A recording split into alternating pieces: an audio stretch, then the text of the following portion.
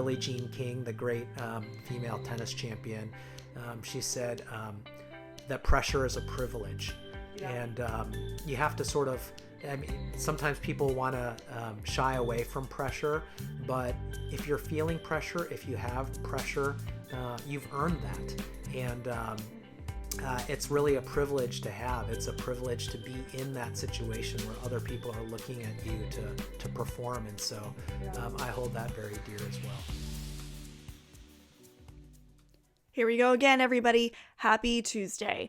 On this episode, I am joined with Dr. Peter Yu to talk secret lives of surgeons.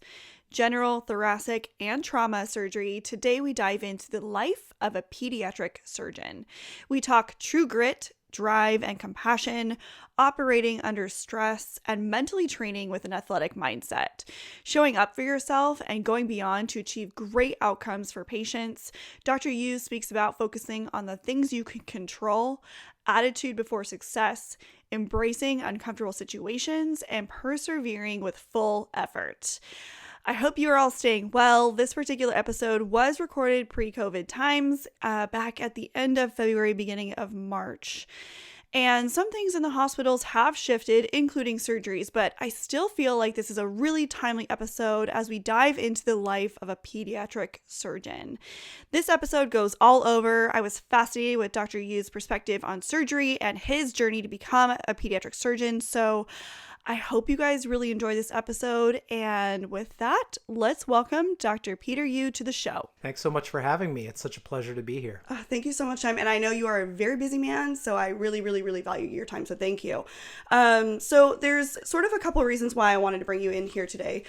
I am very fascinated, first of all, by people who are operate at very high levels. And not only that, you're, kind of dabbling in this healthcare social media space, and you're kind of going into new realms yourself. And so I thought it'd be really fun to bring you in here, hear about your journey, and sort of learn a little bit more about the man behind the knife. Great. Let's talk. Fabulous. So let's start at the beginning. Where did your journey, your surgical journey, becoming a doctor, where did that all begin? Well, I largely grew up in St. Louis, Missouri.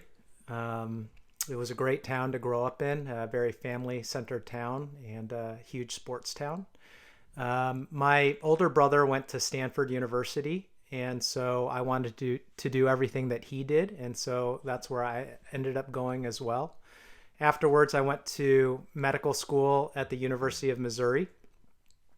And then I came back out to California and did my residency at the University of California, San Diego. That's also where I met my wife. And the way that general surgery works, for some people who choose to do it, you can do 2 years of research in addition to the 5 clinical years of training. So I did 2 years of research at UCSD under the direction of Dr. Andrew Lowy, who's just a brilliant surgical oncologist and one of my mentors. Mm-hmm. And then I did a pediatric surgical critical care fellowship at Boston Children's Hospital. And then after general surgery residency, I went to the Children's Hospital of Philadelphia for a pediatric surgery fellowship. And then when I was all finished, I guess I'm a glutton for punishment because Many of you are. Yes. Yeah. I got my Master of Public Health from Johns Hopkins. So in total, how long from start to finish, beginning your journey till becoming a surgeon? Well, med school was 4 years, okay. And my entire surgical training took about 10 years. So that would be, I guess, 14 years after college. And then I got the MPH as the cherry on top. That was done while I was working already as a pediatric surgeon at Chalk. Uh-huh. And so that took me about 2 years. What's the reason you wanted to go back for that? Just curious. Like, what's your... I am interested in research. Okay. And the MPH was a tool to help improve my research abilities. And nice. So that's largely why I pursued that. Interesting.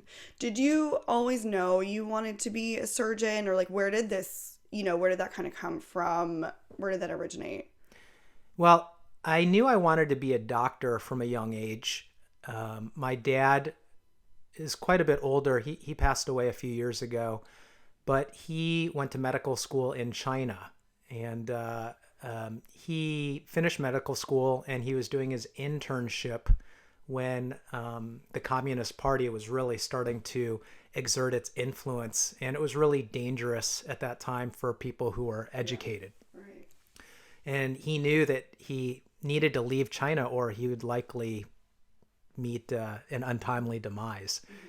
And so he escaped China, and that story is really fascinating. That's a whole other podcast, but he escaped China and went to Hong Kong, and then from Hong Kong to Taiwan, and then ultimately to the US. But it was my father who influenced both me and my brother to become physicians.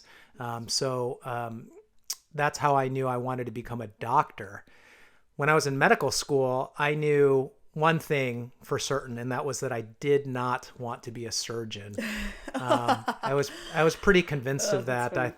Yeah. We'll talk about it later, but there's some negative stereotypes about surgeons, and so that turned me off. But really, I found that surgery was awesome and super appealing, and we can talk about that part later too. But ultimately, it was in medical school that I decided I wanted to be a surgeon. Yeah, that's interesting. How did you ultimately end up in Orange County area? You're at one of the finest children's hospitals. How did that come to be that you ended up there? Well, as I mentioned before, I did my residency at UC San Diego, and that's where I met my wife. She was raised in San Diego, and she was a nurse, a really great nurse at UC San Diego. Amazing. And so because of our shared love of San Diego and Southern California, we were hoping to be able to come back to this area when all of my training was done. Uh-huh. So we really looked for jobs, and I was just so elated to find an opening at Children's Hospital of Orange County, CHOC. Yeah. It's a hospital that I'm just really proud to be a part of. It's a hospital that's growing like crazy, and it's really has gone from, many decades ago being a small community hospital to now setting its sights on being a nationally ranked reputable leading academic research and clinical hospital, and so I'm just really happy to be at CHOC. It's nice to work somewhere where you feel it, you feel the pulse of it. Exactly. It's really nice to do that. Is your wife still practicing, or what was her specialty as a nurse? Or? Oh, she did a lot of different things. She started off in the ER, then she worked in the surgical ICU. Oh. She was a trauma nurse in the surgical ICU at UC San Diego, which is a big trauma program. Yeah, that's a huge one, right? And then when she traveled with me, she was a CV ICU nurse at Boston Children's Hospital. She worked in the NICU at CHOP in Philadelphia. And then when we came to CHOC, she worked in the PACU, in the recovery unit after surgery. And right now she works at Hoag. I was going to say, that's actually kind of funny. She'd be recovering some of your kiddos. Yeah, exactly. Yeah. So you're like, hey, honey. Right. Hi. Yeah, we were a package deal for many years. Most recently, she's now at Hoag, which is obviously an adult hospital. Very cool. So your specialty, you're obviously a surgeon. And there's a lot of different varieties in that particular field. Pretend you're talking to like your 21-year-old, self, or someone younger who's not understanding. Can you give a breakdown of the specialties, or like what you do specifically as a surgeon? Sure.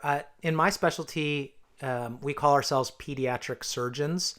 So on one hand, that's true. We are surgeons and we operate on children, but more specifically, we are general surgeons. We are thoracic surgeons, and we do other things like trauma. And in my case, I'm interested in fetal surgery as well. Mm-hmm. So what that means is we operate all over the body, but we're really the experts on problems with organs inside the abdomen and organs inside the chest, except for the heart. There's cardiac surgeons that really just focus on the heart. Yeah. So we really do a lot of different surgeries. Very common bread and butter surgeries are appendicitis, so appendectomies, gallbladder surgery, intestinal surgery, lung surgery, management of trauma patients, etc. I feel like pediatric surgeons, or anyone in this realm, it's truly epic and quite magical, the things that you can do for these human beings. It's amazing. And not to toot your own horn for you, but you practice at a premier children's hospital, right? You're saving lives, you're making changes. How do you mentally stay in the game for that? Like how do you mentally go to the place of like, you're such a high functioning individual. Like, how do you stay there? What do you do in your life to do that? Well, just like anybody, we all have moments where the game, I'm making air quotes right now, surrounding the game, but right.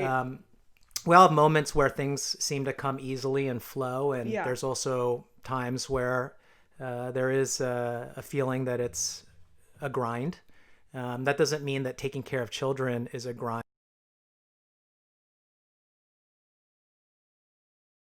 Who I am.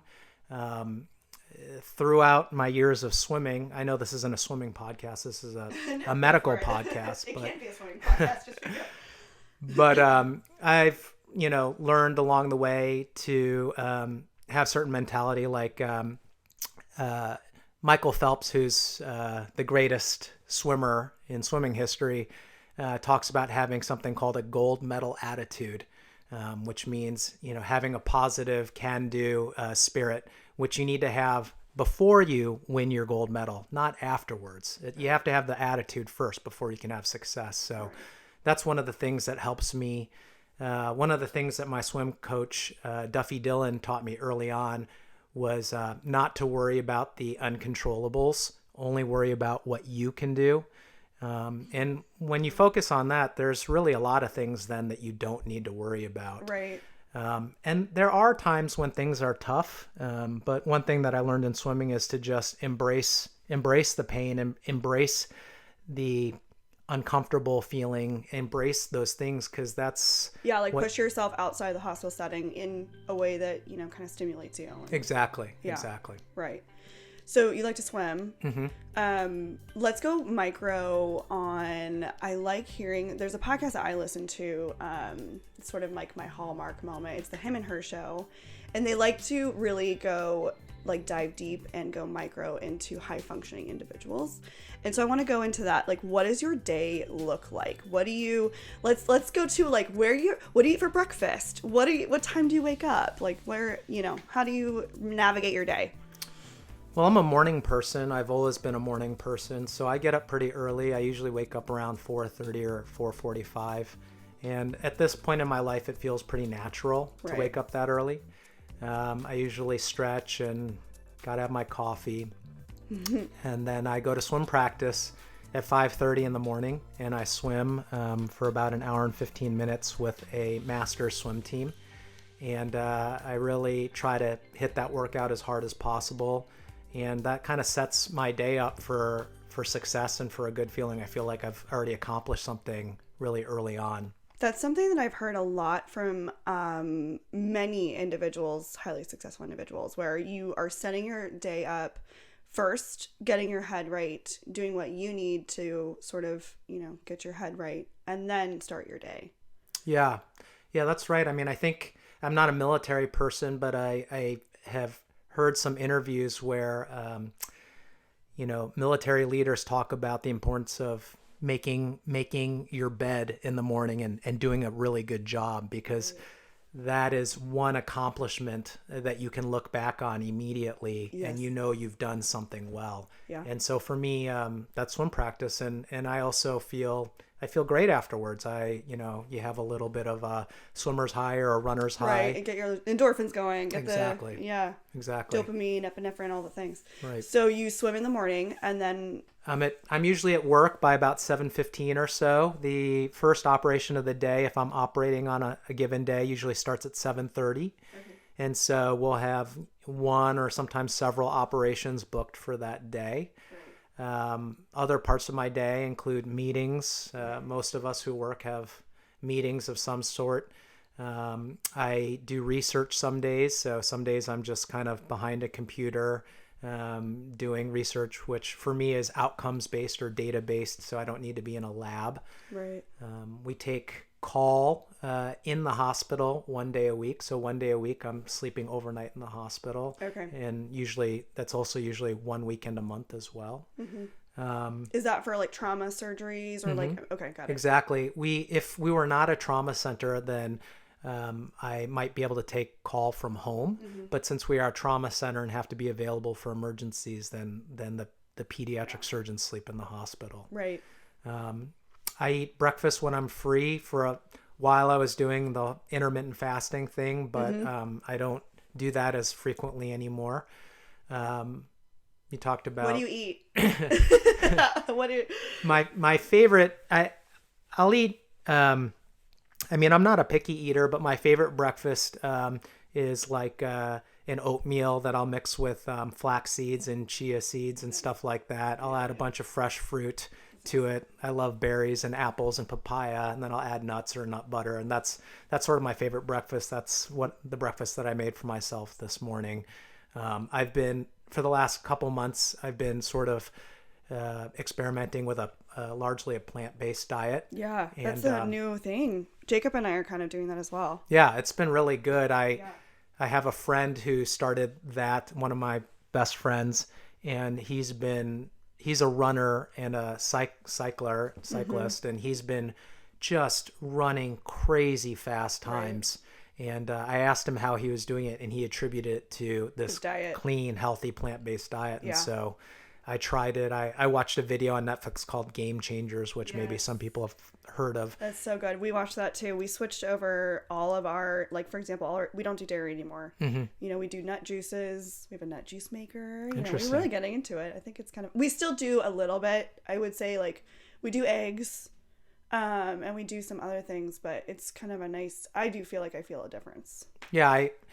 For me, I'm 42, and going back to the swimming part of my life, it has really allowed me to recover between practices so that I can go to each new practice feeling fresh and sort of ready to rock, which I like. Right.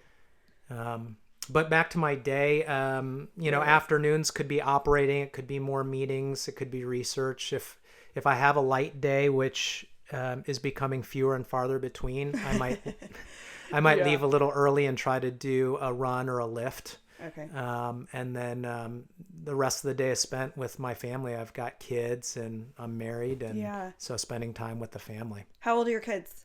My kids are all about to age up, so they're all about to be 9, 7, and 5. So we're entering a new phase. 3. That's awesome. Yeah, that's great. That's really cool. What time do you go to bed? Like, do you have a bedtime routine? Yeah, I usually go to bed pretty early because I'm up early, and good night's sleep really helps me be prepared for the next day. So some nights it's as early as 8:30, which I know sounds a little bit ridiculous. Some nights it's 9:30. Well, I think, okay, so here's the thing. I am not a martyr for like not getting, I feel like sleep is very important, and I think we're on the forefront of really talking about that, about how important sleep is. My problem is I can't get to sleep right away. Yeah. Do you have any tricks? Like, do you just feel like you're just tired and you just go to bed, or do you have like a nighttime? No. Do you read at night?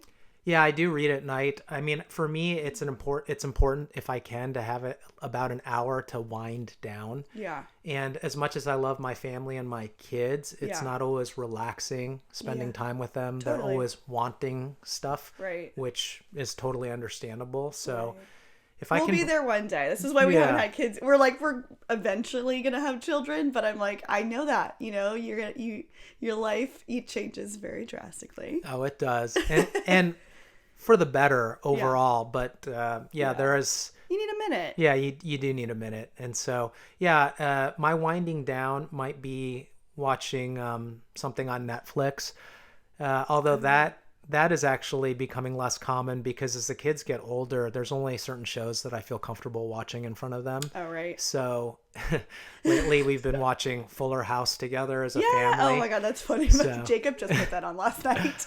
So we'll do stuff like that, which I like that show. I probably wouldn't watch it on my own without my kids. But it's good. It's a good family show. Right. Love to read, and you talked about wanting to get micro with people that are quote unquote high achieving. I love reading books on people who have achieved things. So I will read inspirational books. I will read books by thought leaders. I'm Do you have a favorite that you like?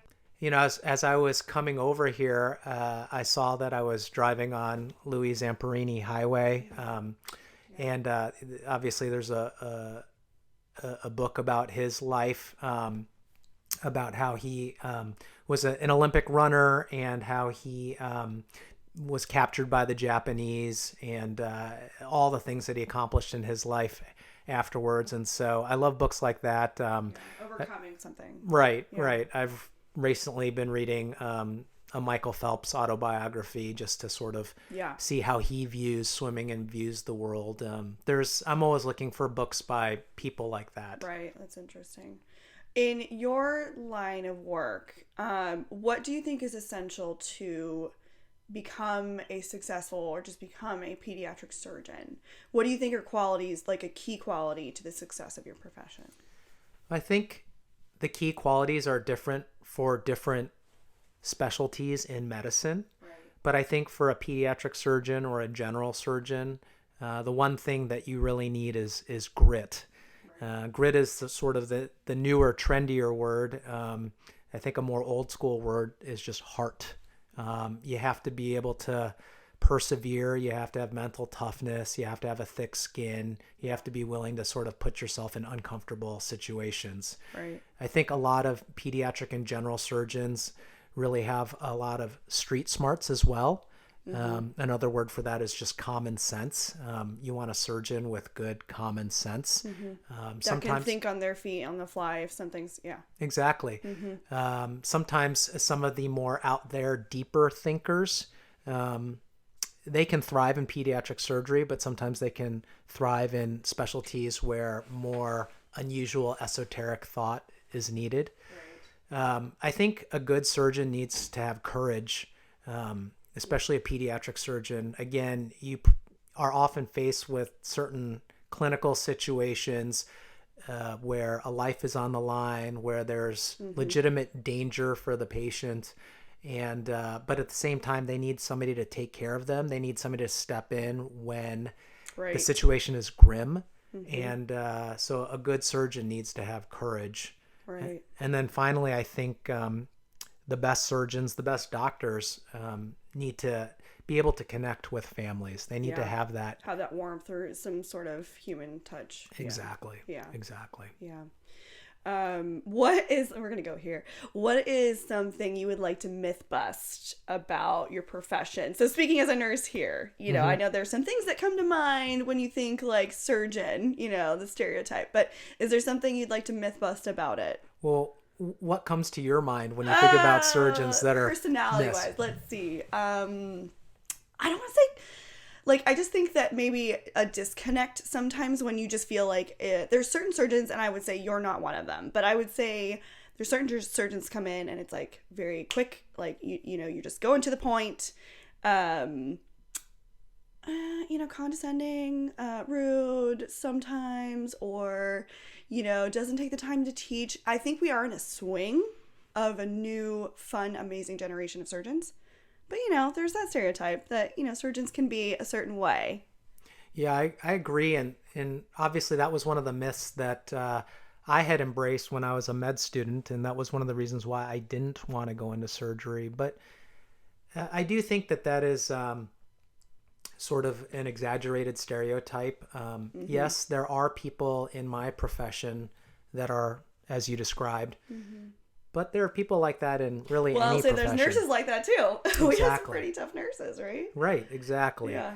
I think back in the day, surgeons might also have been taught either directly or indirectly to be like that, to be a little bit disengaged. Maybe it was in an effort to be able to deliver surgery or care better. Maybe it also attracted people with that personality to surgery. But so many things have changed, as you mentioned, over the past several years. And I don't think that is the typical model of surgeons these days. Yeah. So most surgeons that I know, yes, we all have our moments, but for the most part, they're normal, good people that can connect in a normal human way. I think, too, part of this is you guys are working in very high-stress situations. So I think it's a little piece of, when you're doing that on such a high level, and it's like you feel like you have to explain things at such a, for you probably at not a lower level, but you have to do it over and over and over and over.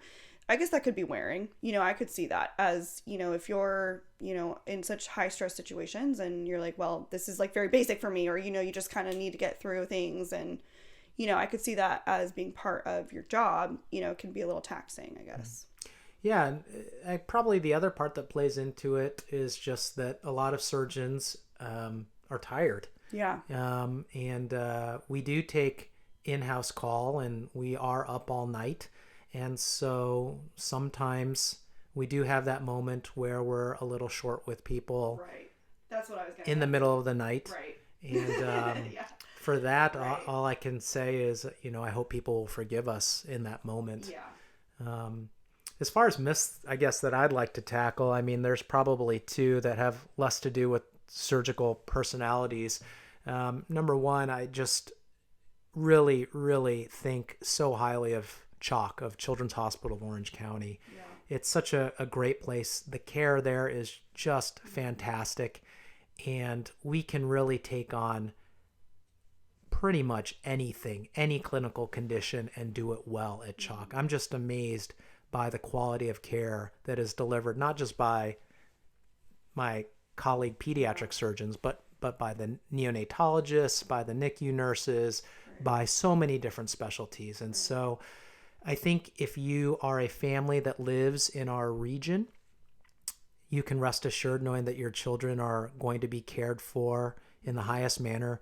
You certainly don't need to fly 4,000 miles to the East Coast to some of those places where I trained.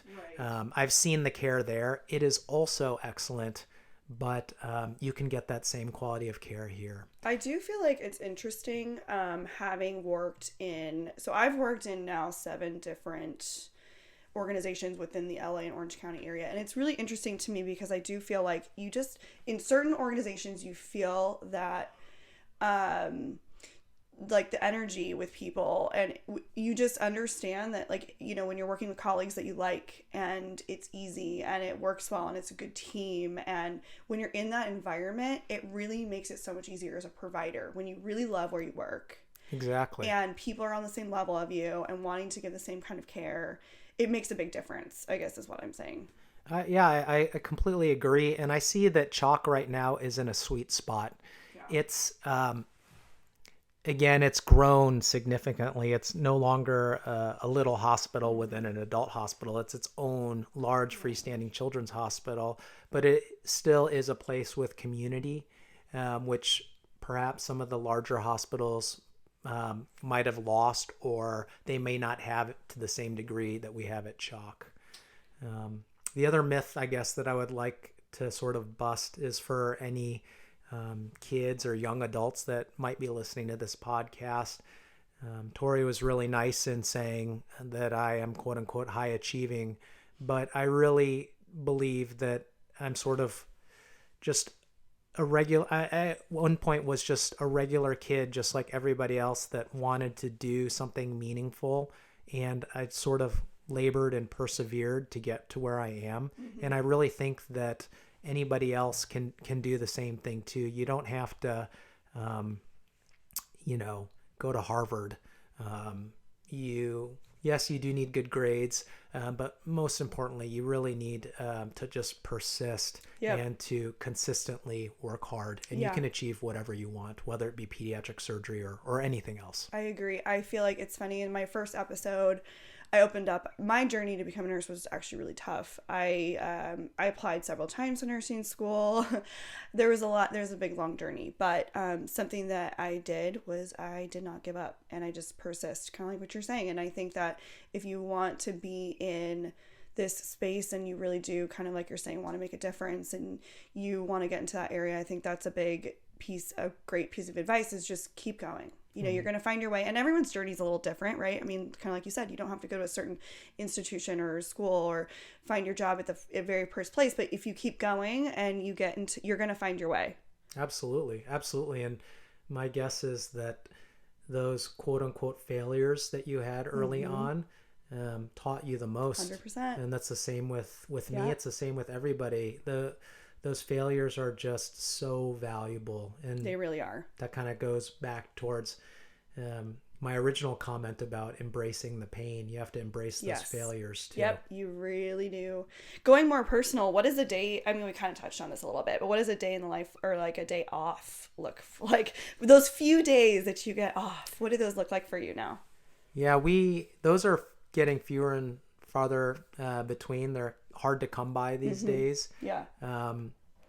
Largely because work is busy and my wife also works, and then the kids always have their 50,000 activities to do. I'm sure a lot of parents out there can relate to this part of our lives. Yeah. Last month in January, it was an unusually busy month. I think I was on call about 17 days in the month, so didn't really get a lot of days off then. And the few days off that I had, again, were spent with kids' activities. We had my oldest son's birthday party, so there's a bunch of boys sleeping over at our house, which was really fun, but not terribly relaxing. Yeah, I would imagine. But a perfect day off would be a sunny day, which I'm so blessed to live in Southern California where we can get sunny days frequently. I would obviously have a great swim. I would have coffee and a conversation with my wife, which is really precious to have, and we just don't get to do that too much. I know there will be a time when we do get to do that again, but coffee and conversation with my wife is something that I really enjoy. I think it's those little moments. Jacob and I mean, I don't think we're nearly as busy as you are, but I think taking that little moment, that time is really important in your relationship. Yeah, you know? yeah, absolutely. Yeah. I like to cook, and I like to experiment with making cocktails, although I really don't drink very much. But mixology is such a thing because it's like, it's not really about the drink, right? It's about like the flavors and getting fun with it. Yeah, know? And everything fresh and a beautiful presentation. Yeah. So, what do you like to cook? I'll cook anything. I mean, I go through phases. When I was eating more meat, I was sort of grilling stuff. Lately, I've been making more vegan things because I've been eating more of a plant-based diet. And so I love that. Yeah, I usually get great recipes from New York Times Cooking. Okay. I like to make cocktails, like I said. I like to make like just a really, really good margarita. Oh, nice. Jalapeno margs have been my thing lately. Yeah, delicious. My wife loves those too. Afternoon might be going for a long run or doing something with the kids. We all like to swim together or maybe get in the hot tub or something. And then one of our favorite family activities would be to go to the Lot, which is in Fashion Island. Actually, they're sort of scattered throughout Southern California, but it's one of those movie theaters where you can eat food or order a drink, where the seats are really big and they recline. Yeah. We probably only go maybe once or twice a year, but when we go, we really, really enjoy it. Getting a little nursey on you here. Do you have, or like, is there a story in mind or something, a patient that touched you or maybe changed your practice or affected you in a way, good or bad? All right, before we dive into that, I want to get specific about what I'm wearing. Majority of my home time is yoga pants, and the other part is jeans and barn boots. But my work life is scrubs. I've been a Barco uniforms girl since day one. From the fit, tailored look, fabric feels, and longevity, this is the only brand I have worn throughout my nursing career.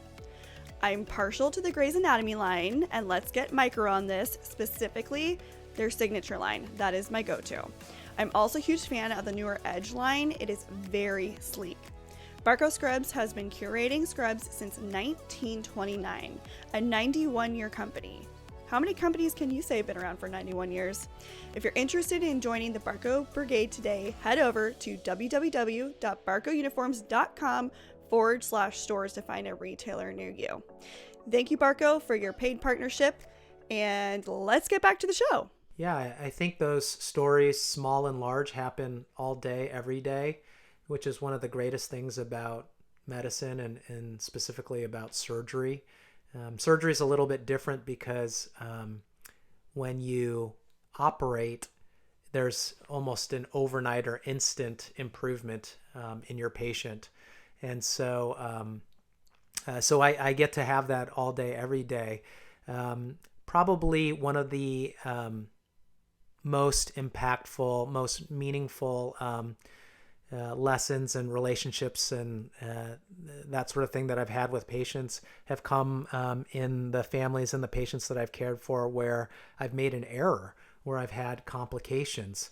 I am happy to say that those errors or complications are few and far between, as they should be for a surgeon. Right. But when they happen, they'll happen to anybody, and the families that I've taken care of where I've had complications, we've actually become closer than in families where there was instant success. Right. I was actually just going to ask you that. Like, there's so much pressure on your line of work, right? Mm-hmm. So, and things do go wrong. So that's an interesting point that you kind of connect in that way with your patients in a different way.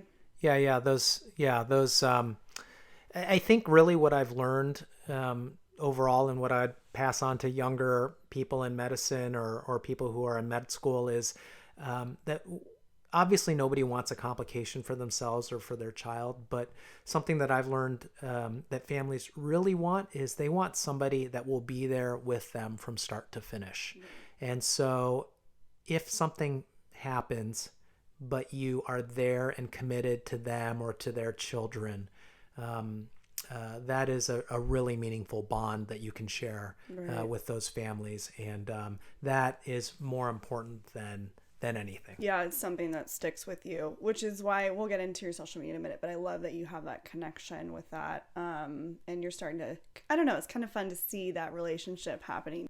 So I am obviously a NICU nurse by nature, and I'm really interested in, you're doing some research, and I'd like to touch on that a little bit because some of it is sort of NICU based, but do you want to touch on your research a little bit? Yeah, sure. I'd love to.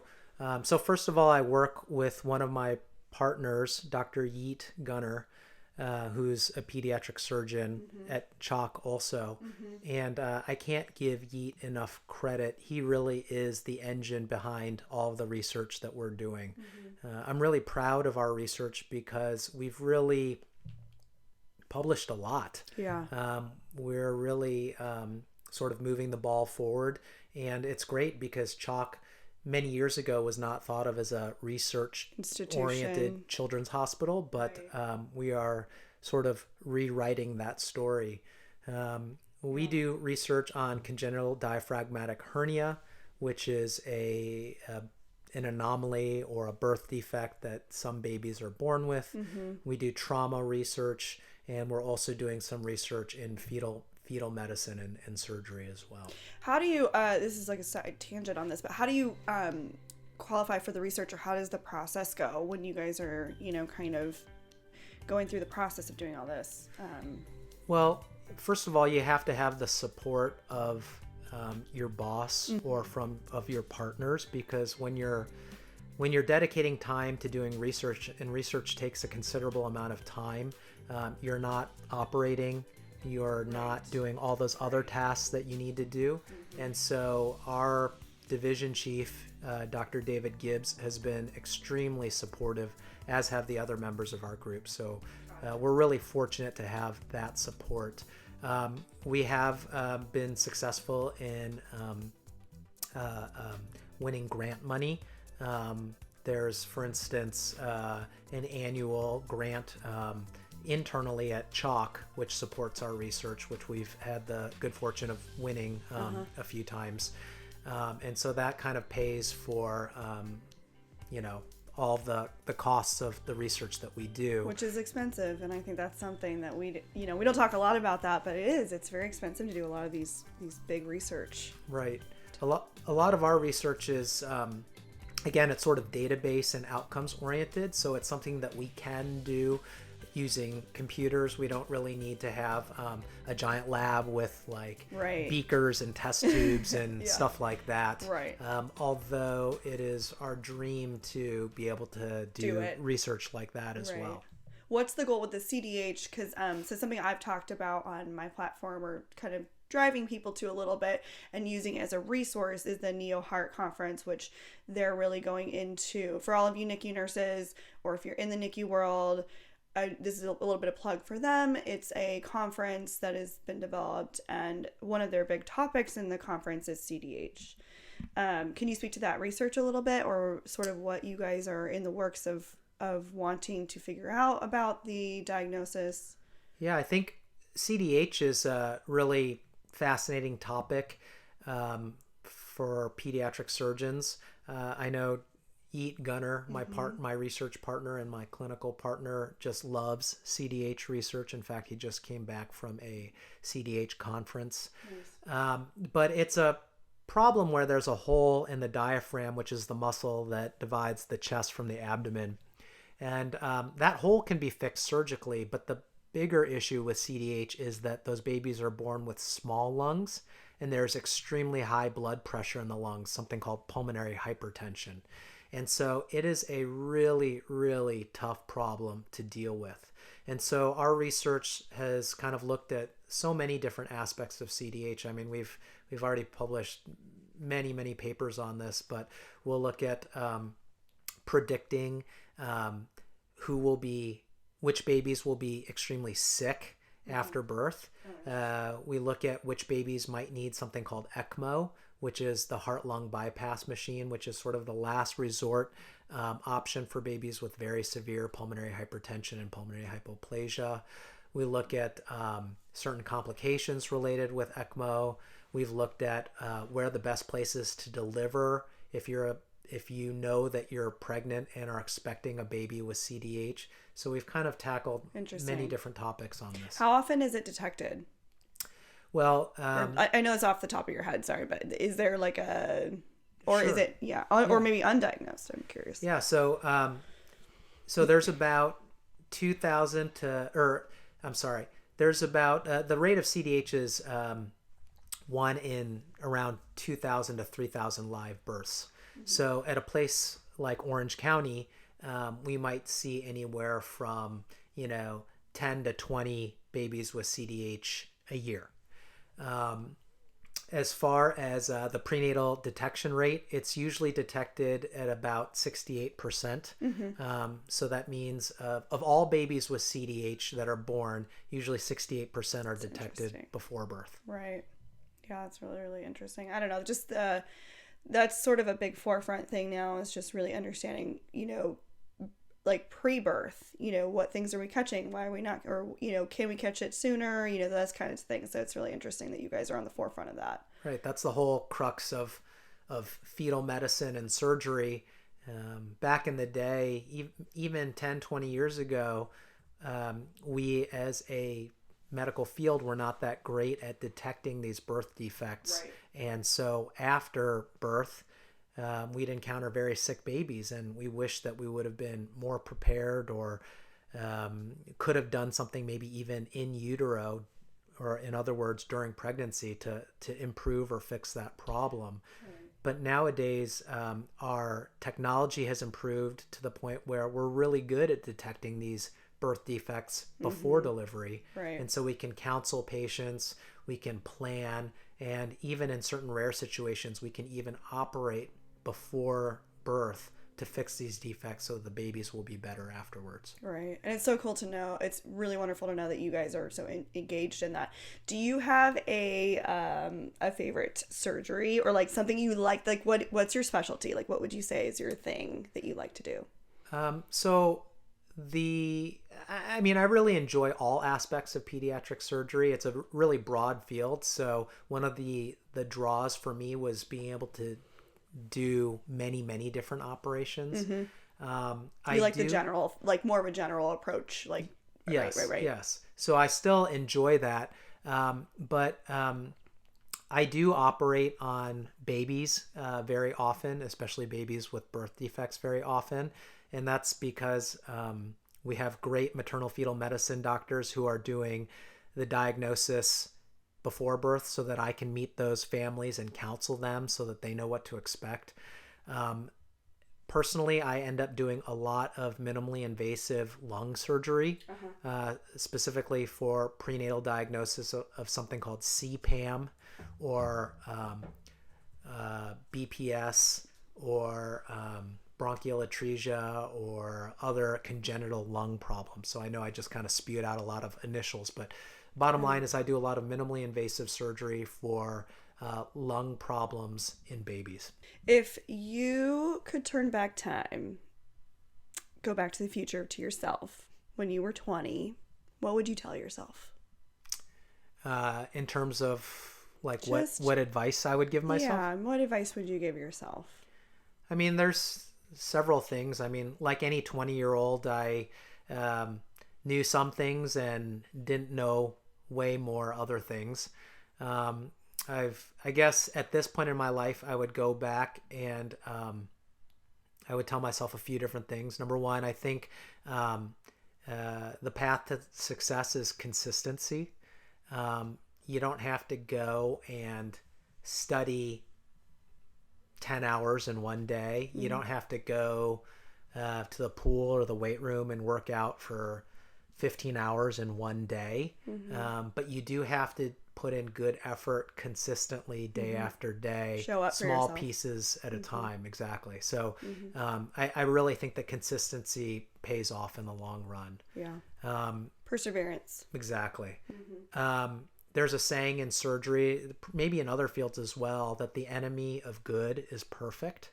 And as a perfectionist, I always want things to be perfect, but sometimes good or even really good is really what you should shoot for. And when you shoot for perfection, it can really derail you the minute that something becomes imperfect. So I've kind of learned to be happy with good or really good and to stop going for perfection.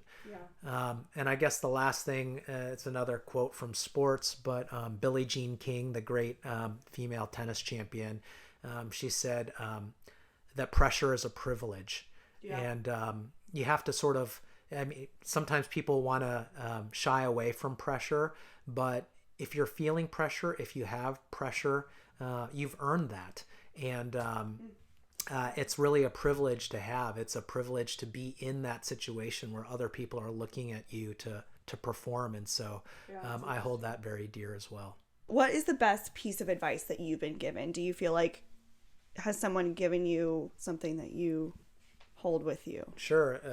The number one thing goes back to something that I learned from swimming, which we discussed earlier, which is don't try to control the uncontrollables. There's so many things in any given day that you can't control. You can't control somebody else's attitude. You can't control the weather. You might wake up tired or not feeling at the top of your game. You can't control that.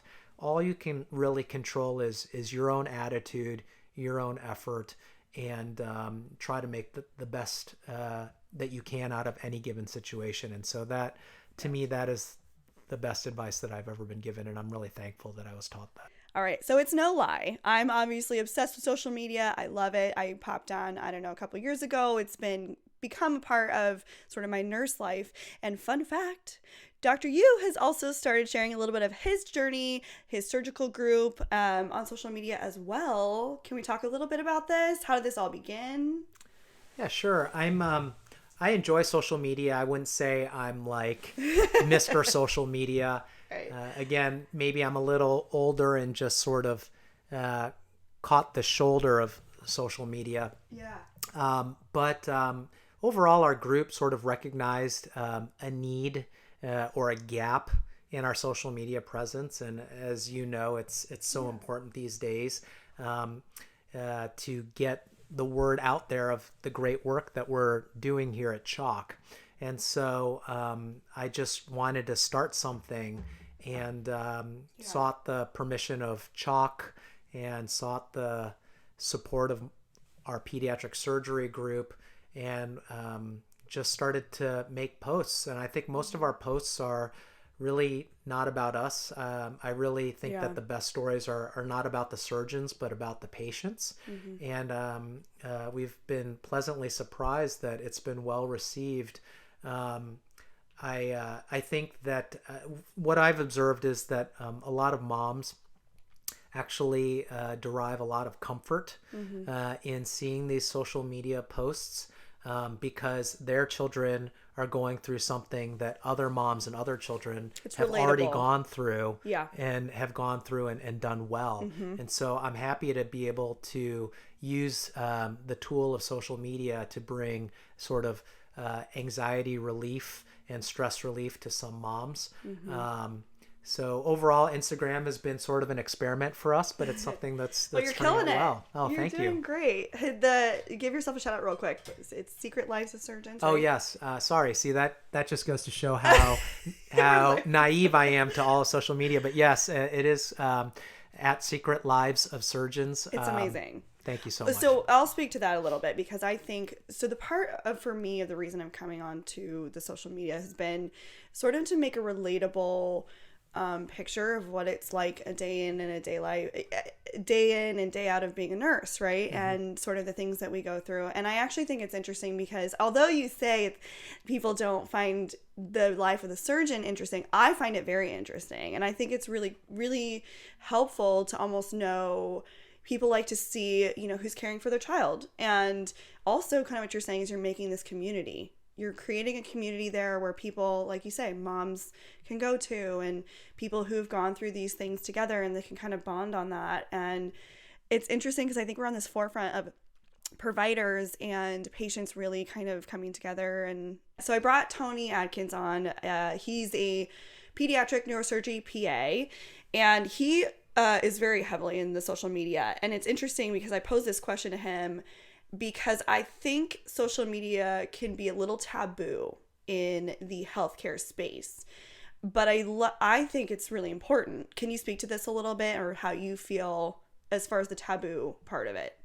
First of all, I think Tony is a great person and he's really done some amazing things with his social media. And he really kind of blew everything out of the water. I mean, with his whole dancing with the patients, he basically said, you know what, I'm just going to do it my way.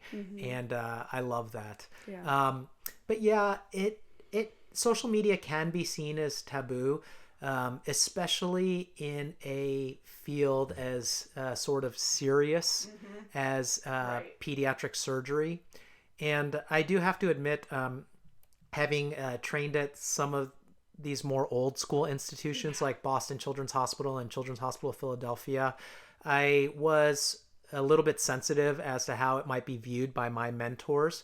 But at the end of the day, I mean, I think two things. Number one, you can't live your life according to how others expect you to live, especially these more old school mentors. Don't get me wrong, I hold them in the highest regard. There's nothing yes, I agree. But we do live in a different time and place now. And then number two, really this Instagram page is evolved into something where I really see it as for the moms and for the kids. Yeah, you know your audience. Exactly. Right. And so I really see that moms and kids and families get something positive out of this. Right. And so if they're getting something positive out of this, then I view it as a good thing and full steam ahead. Yeah, that's kind of how I feel. I do think that there's, as far as social media presence goes, there's a tasteful way to do it. And I think especially getting to know your audience is a big part of it. And I love that because you kind of narrow down on, who you're speaking to, you know what your goals are. And I love it. I think it's really interesting, even as just a nurse, I mean, it's phenomenal. And I love that you're sort of, I think it's a little bit on the cutting edge for healthcare. There's a couple healthcare accounts that are really popping up that I think are useful and very, it's a resource. And so thank you. And I think your team is doing awesome. You guys are killing it with that. Well, thank you, and thanks for all that you do on social media. Yeah, this is fabulous. What piece of advice do you have for if someone's thinking like, okay, I want to get into general surgery? You're talking to your 20-year-old right now who, is trying to start their process of going into med school, or they're thinking about becoming a surgeon. What piece of advice do you have for them, or pieces of wisdom? Well, I would just make it simple, and I would just say, show up. That's a good one. it doesn't matter if you're going into some medical field or anything, showing up is, half the battle right there. If you are a student and a professor invites you to go to some conference or gives you some opportunity, take advantage of that. Right. If network. Exactly. Yes. If somebody invites you to a party or a social function and you're tired, go. Yep. As 100%. As a surgeon, if somebody invites you to, say, come to the operating room and observe a case, show up. I think that really is very, very important. And I think the reason why people don't take those opportunities, I think there's two reasons. Number one, they're tired. And to that, I would just say you can sleep later. Yep. And then number two, I think even bigger than that, people are worried that they'll fail. If they go to a party or a social function, that'll be awkward. Right. If they are invited to the operating room, that the surgeon will ask them some hard questions or make them uncomfortable. I would say, forget about that. You may fail, but you are far more likely to succeed than to fail. Well, without those failures, where are you going to be? You have to, I don't know. I'm a big believer in overcoming your failures and really using those to propel yourself to do even better. You're going to learn from them. You can't succeed the whole time. That's just it's unrealistic. It's so unrealistic. Exactly. And not only that, but if you succeeded all the time, you would really be not learning any truly valuable lessons. Right. I mean, ultimately, all the things that we do, they're going to be forgotten. Even if they're huge things, at some point they will be forgotten with the passage of time. But what's more important is that you learn how to be a better person internally, and those failures are what's going to teach you those things. Yes. Well, Dr. Peter Yu, thank you so much for coming out today. Thank you so much for having me. I cannot believe this. Before we go, do you have a piece, a useful tip, resource, Netflix? I know you kind of mentioned a couple things on here, but do you have anything that you think would be a good takeaway for our listeners?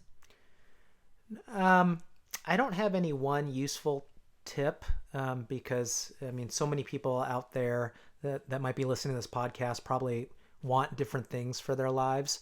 But I would say nowadays with social media, with the internet, with YouTube, with all of this, that content and lessons and a direct method of hearing from leaders in whatever field, it's all out there. I think 30 years ago, if you wanted to be a professional basketball player or be a surgeon or run for Senate or do whatever, you were kind of flying blind and hoping that you could figure it out and maybe get a little lucky. Nowadays, you can learn from the leaders in any field. They have all these posts, they have Google, YouTube, you can find it. So just put in the effort to learn from those people who've already made it. I think that's a great tip, actually. It's funny because I get a lot of questions, and sometimes the questions I get, I'm like, well, you could Google that. I'm like, that's very easy to find. Right. You can find someone in some space right now that's putting out some good quality content. And there's lessons to be learned. I mean, if you're not interested in surgery, you can still learn from a surgeon. If you're not interested in swimming, you can still learn from a swimmer. If you're not interested in, becoming president, you can still learn from people in politics. Good point is taking away, like, for example, you're taking away a lot of really valuable things from people that are actually not surgeons, right? So you're taking away from athletes, you're taking away from, people that you are sort of aspiring to and learning from them. And that's something that I feel like in my space, at least with like social media and moving into this new realm, I'm learning from people outside of the healthcare field. So it's interesting that, that's a great tip to kind of, learn from any form of successful person that you're looking towards, or just taking a little piece from that person. So. Yep, absolutely. Wonderful. Well, thank you very much. Before we leave, really quick, give yourself another shout out. Where can everyone find you? You can follow us on at Secret Lives of Surgeons. And, if your kids are sick, then and there's a link we're in his at bio. CHOP. There's a link in the bio if you guys are more curious. You can go more in depth into their surgery group. Yes. And I also want to just give a shout out to not only CHOP, but more specifically the great pediatric surgeons that I work with in my group. David Gibbs is our boss, Mustafa Kabir, Yeet Gunner, Troy Reyna, Saida Wan, and Mariam Galizadeh. They are just wonderful partners. They are wonderful surgeons. I would trust any one of them to operate and take care of my very own children. And so I can't say enough good things about this group that I'm blessed to work with. Yeah. Well, thank you. And you guys are, changing lives of all of our kids. So thank you. We can't do it without great nurses like you. Well, thank you. All right. Well, thank you very much for coming in today. All right. Thank you so much for listening. I truly value your time and look forward to bringing you more selfie shows. In order to support the show, please head over to rate and review the show. Let me know what you thought. I really want to hear from you. And I also have some exciting news. So we just started with some small selfie swag. So if you leave your Insta handle in the review, I will send over some of our super cute stickers and a selfie badge reel featuring Selena with our selfie icon. Be sure to be following us on our Insta at CELLFIE_podcast. Make sure to hit that subscribe button. You can find all of our episodes on www.tipsfromtori.com. And check out those show notes below. They have lots of information about our guests and sponsors. And thank you so much for listening. Catch you guys next time.